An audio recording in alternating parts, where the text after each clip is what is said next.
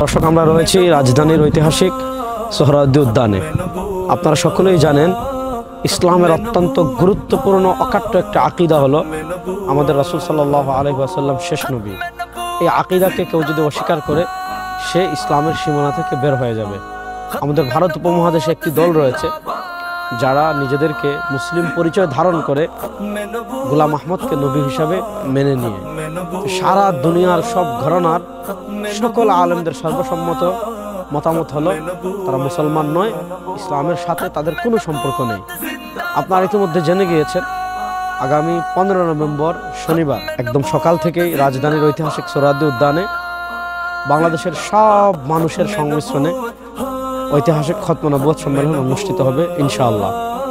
Bangladesh, Pakistan, Bharat, Saudi আরব সহ মুসলিম বিশ্বের শীর্ষ ইসলামী চিন্তাবিদগণ, রাজনীতিবিদগণ এবং মুসলিম উম্মাকে যারা পথ দেখান, তারা এই সম্মেলনে উপস্থিত হবেন, বক্তব্য রাখবেন। আমরা উপস্থিত থাকব। আগামী শনিবার বাংলাদেশের দলমত নির্বিশেষে রাসূল সাল্লাল্লাহু আলাইহি ওয়াসাল্লামের উম্মাত তাওহীদ এবং রিসালাতে আমরা বিশ্বাসী যারা আছি, সকলকে ঢাকার ঐতিহাসিক সোহরাওয়ার্দী উদ্যানের খতম নবুয়ত সম্মেলনে অংশগ্রহণের আহ্বান করছি ইনশাআল্লাহ।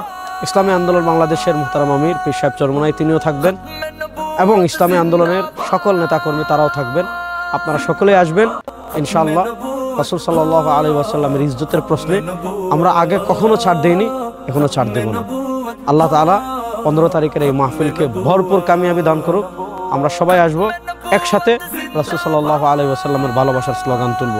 আসসালামু আলাইকুম ওয়া রাহমাতুল্লাহি ওয়া বারাকাতুহু।